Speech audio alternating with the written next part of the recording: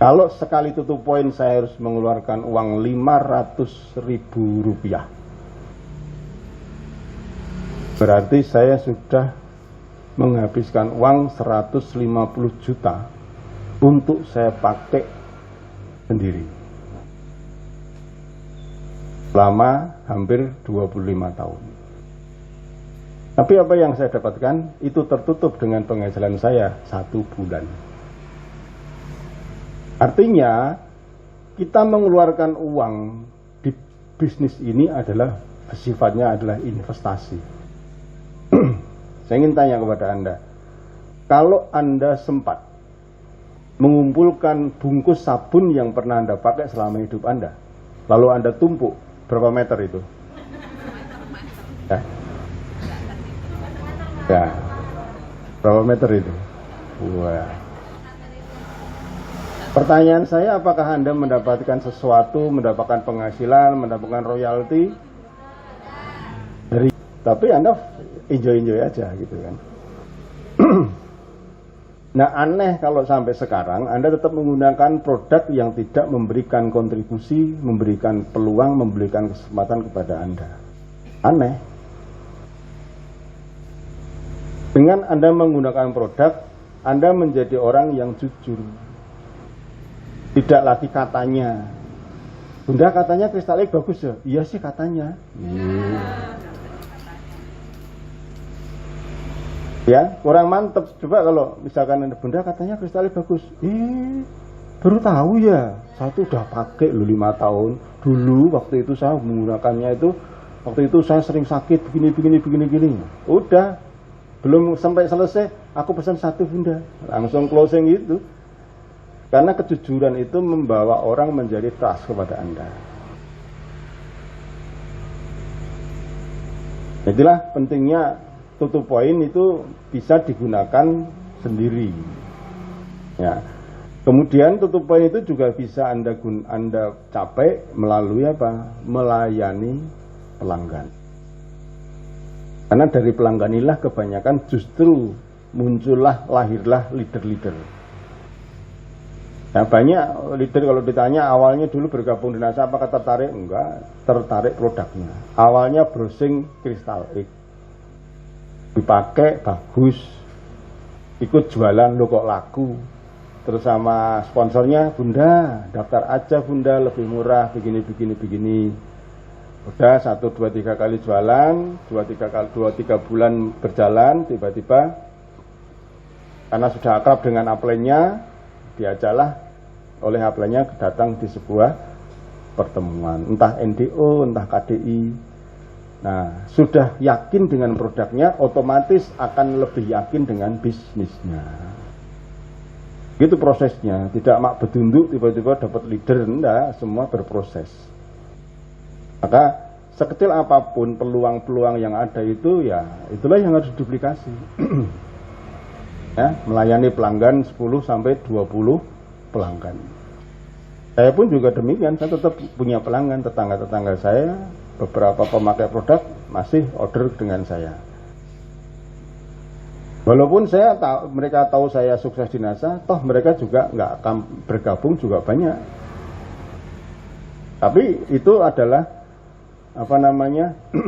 saya bahkan sering mendapatkan referensi dari pelanggan-pelanggan saya. Dan dari referensi pelanggan itu justru saya malah dapat leader. 1, 2, 3 leader saya dapatkan dari pelanggan yang direferensikan oleh pelanggan yang saya layani, walaupun pelanggan itu tak ajak gabung, nggak mau. Tapi dia bilang, karena orang yang sakit gigi itu, itu loh, coba kamu ke tempatnya Pak Ali, ada pasta gigi bagus itu dari NASA katanya, itu bagus, saya pakai waktu sakit gigi itu memang benar-benar manjur gitu. Nah, orangnya akhirnya nyari saya. Loh, kok tahu dari mana? Oh, tahu dari ibu ini. Oh ya, mau minta berapa? 1, oke, 1. Nah, dari situ dia tanya, Pak, NASA itu apa sih? NASA ya, kalau bagi saya sih itu peluang bisnis. Ya nggak tahu bagi yang lain. Kalau bagi saya itu peluang bisnis. Dulu saya diajak teman saya. Udah, saya ngomong seperti itu, sebenarnya itu kan mancing. Untung saya dulu dikenalkan teman saya di NASA. Kalau enggak, saya enggak mungkin punya rumah seperti ini, saya enggak mungkin punya mobil seperti ini. Untung dulu saya dikenalkan teman saya bisnis NASA. Saya diem. Saya mencari orang yang cerdas. Kalau orang itu cerdas kan mesti tanya, ya enggak? Nah, gimana sih sebenarnya NASA itu, Pak? Nah, berarti kamu cerdas berarti. Melek bisnis gitu. Jadi kalau saya merospek orang itu nyantai. Wong yang butuh dia kok bukan saya. Itu prinsipnya, harus seperti itu. Kita pancing orang, yang kita cari adalah orang yang cerdas dengan pancingan-pancingan kita. Ya, misalkan Bunda mau kemana? Ini nganter produk NASA gitu. Ya lumayan, sebulan-sebulan bisa buat bayar SPP anak-anak gitu. Kita diem, lihat responnya. Kita tahu orang itu banyak hutang. Misalkan, seharusnya kalau kita pancing seperti itu, mereka harusnya respon kan? Oh iya, saya punya utang. Oh ini dapat penghasilan, berarti saya harus bisa bayar utang. Harusnya dia tanya. Kalau nggak tanya ya saya diam aja. Oh berarti orang ini tidak sadar bisnis. Ngapain saya kejar-kejar? Kan gitu. Yang lain masih banyak. Jadi gitu, prospek itu saking terbiasanya prospek orang itu, kita nggak pernah ngejar-ngejar orang. Dengan pancingan-pancingan kalimat-kalimat kita, mereka akhirnya bertanya.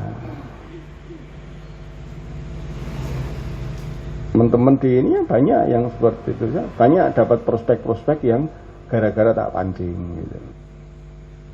Apakah cara memancing kita dengan ya tadi lah dengan cerita-cerita seperti tadi. Untung Mbak, saya itu dulu dikenalkan NASA oleh teman saya. Coba kalau enggak, saya nggak bisa bayar utang. Diem. Kita tahu dia tuh punya banyak utang, gitu kan, kita diem. Gimana responnya? Kalau biasa-biasa saja ya sudah, berarti orangnya enggak sadar, enggak mau merubah. Yang kita bantu adalah orang yang mau merubah nasibnya. Dan itu banyak. Mereka akan bertanya tanpa merasa terintimidasi oleh kita. Kemudian ciri distributor inti adalah semakin sadar pentingnya konsultasi. Ya, semakin dia sering datang di pertemuan, dia akan semakin sadar bahwa menjalankan bisnis ini semakin besar jaringan, semakin besar impian, semakin membutuhkan konsultasi. Itu ciri-ciri sehingga mereka semakin dekat dengan upline. Semakin mendekat, semakin dekat, banyak konsultasi, banyak komunikasi. Ya. Kemudian ciri lagi di suara inti adalah dia senang menjadi good team player. Jadi kalau Anda punya distributor, kok orangnya ringan apa ya namanya? Bukan ringan tangan ya.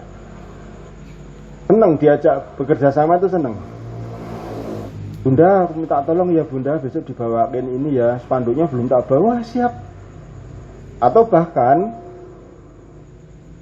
orang itu menawarkan, Bunda, apa yang bisa saya bantu buat pertemuan besok? Nah, orang-orang seperti ini itu salah. Saya melihat banyak ciri-ciri orang sukses itu dari situ. Dia ingin melibatkan diri, ingin belajar dengan upline-nya dengan cara dia dengan sukarela menjadi team player, menawarkan diri. Makanya kalau Anda ingin dekat dengan upline ya silakan Anda tunjukkan bahwa Anda itu senang kerjasama.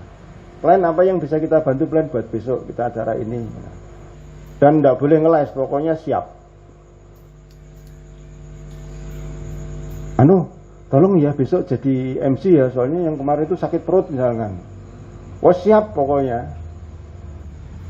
Ya, kalau Anda nggak memaksa diri seperti itu, Anda nggak akan pernah siap. Ya, otomatis begitu Anda siap jadi MC langsung googling di YouTube MC yang baik tuh, lihat. Oh seperti ini, cari acara seperti ini, Anda terpaksa akan belajar. Makanya harus menggunakan justru. Plan saya itu nggak pernah jadi MC. Justru kamu nggak pernah jadi MC, makanya sekarang jadi MC. Lah kalau enggak kapan mau jadi MC? Nah, jadi orangnya senang. Kemudian tulus dalam melakukan edifikasi. Edifikasi itu apa sih? Edifikasi itu ngomong baik tentang seseorang, terutama kepada upline Anda.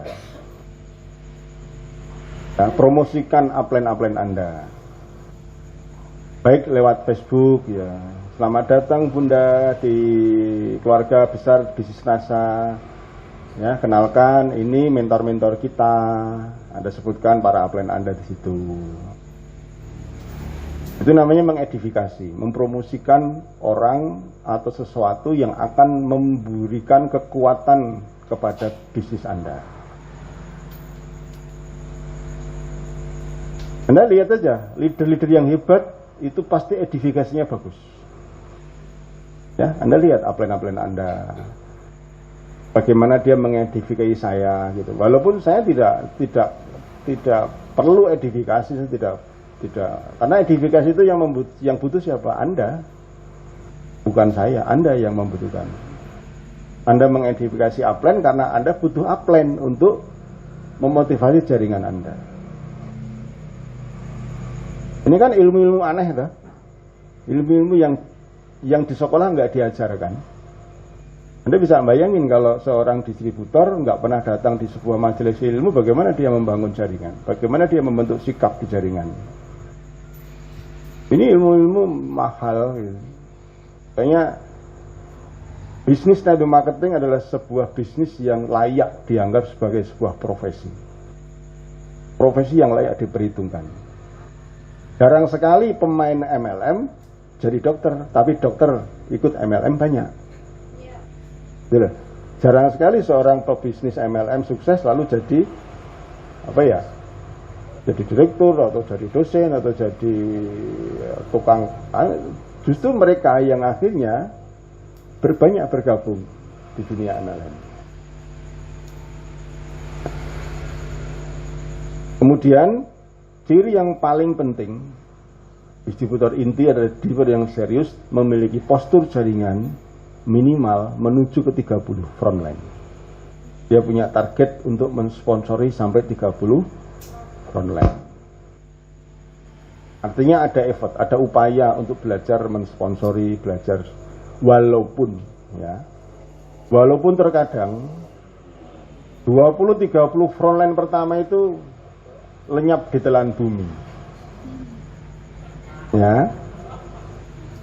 Walaupun, tetapi Anda sudah terlanjur ahli memprospek orang.